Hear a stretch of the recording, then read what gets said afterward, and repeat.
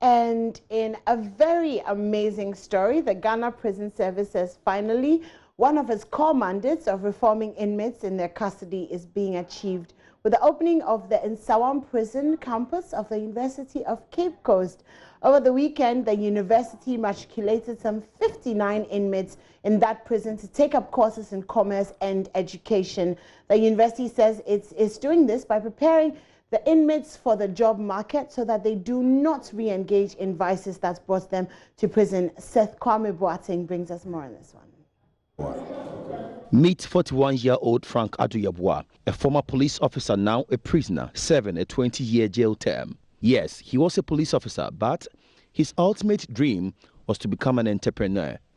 Frank has so far spent 11 years in prison, and he says his incarceration abruptly ended that dream. I was having a dream, but in the process of approaching the dream, this incident happened, this unfortunate incident happened. So I realized that, come on, the dream is shattered, what else? I do hereby matriculate you. Frank is among the 59 inmates who matriculated over the weekend at the Nsawam prison campus of the University of Cape Coast. He is pursuing diploma in commerce, and he says this is an opportunity for him to resurrect his dead dreams. Initially, it wasn't easy at all. When I coming in contact with such opportunities, in fact, like this one, in fact, I felt so much on it because I was thinking of one thing. What do I have to impact to the society? I'll be stigmatized on many places, and this is an opportunity for me to make sure that I'll wipe away all stigmatization and move forward. It gives me confidence to face the life out there. We happen to be victims of circumstances, and we have to prove to the world that, yes, we're not criminals. But due to one or two things, reasons that cannot be explained better for somebody's understanding, now the opportunity has come, we visualize it, and we are utilizing the opportunity. So I see this as a great opportunity for us, where we don't pay fees. In fact, everything is offered to us free. So we also enjoy free education. Frank is not the only person who's seeing light at the end of the tunnel, even in prison. FC Dramina, his colleague, tells me he's now certain about the future, as this education opportunity has lifted a heavy load off his shoulders. I was a trained teacher, before coming in here, and so I was teaching, and I have not received tertiary education yet. And so when this opportunity came, I had to grab it with all the might at my disposal, in order that when you are out of here, you will not find it too difficult to secure unemployment. Mr. Dramina has served 13 years out of his 25-year jail term, and within this period, he has taught other inmates who wrote the West African Senior School Certificate Examination.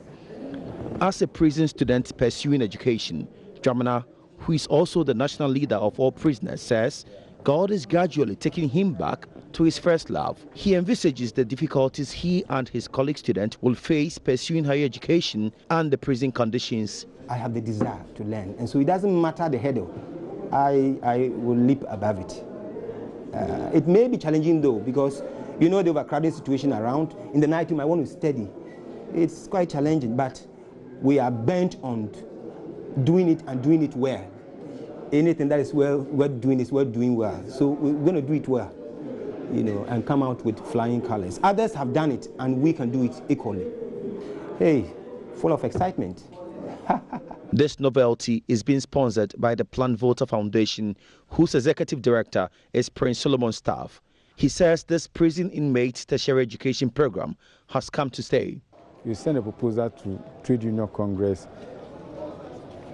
that if they will let their members donate or contribute 50 pesos every month through, through check-off system, we're going to get enough money. For example, if TUC has 500,000 members and each member contributes 50 pesos, we are going to get our 250,000 cedis a month. We've also sent proposals to many organizations, and many organizations have also give us a promise. They have also given us a word and also have approached us personally that they are going to be part of it. Initially, when the program has not come on air, people were a bit skeptical, but now a lot of people have heard it, and then they have made approach to support us.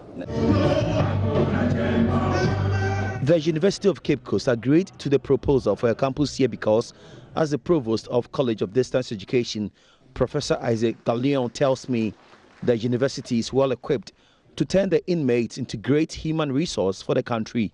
Once you get education and you come out and you are employed and you have a meaningful job, you are earning salary, you may not be tended to commit crime to come.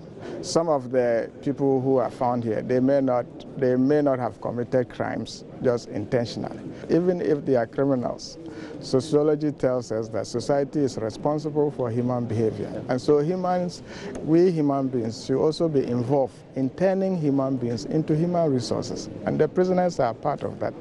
And so that is what universities are doing. For the next 3 years, every weekend, lecturers from the University of Cape Coast will travel down to impact knowledge. But they will not do this alone. The services of prison officers and prisoners with professional skills have been engaged, and one of them is Dr. Ali Gabas, who is serving a 25-year jail term. I will thank the Almighty Allah for actually making me part of this program. Ever since I came to this facility, I've not rested, you see, because to me, being of help or being of use is something that I take to heart, because as a human being, your essence is being of help. If you are not of help, you are nothing, no matter where you are. So anywhere I find myself, I want to offer some help to the neighbors, anybody around me, anybody that I can impart something on him. So I've been doing this even before the school. So because of that, the authorities engaged me. We started with the SHS school, and I've been helping them on the part of their sciences. You know, that's my background. And based on that, then they find it fit that this program, I should be part of it and be a course tutor in science. And I've accepted it because for me, that would be something that I can take home with. That being in prison, I'm still helpful. And for me, that is the pleasure. So it's not that they coerce me, it's that I came willingly because I see that it's a field that can impart something, even in prison.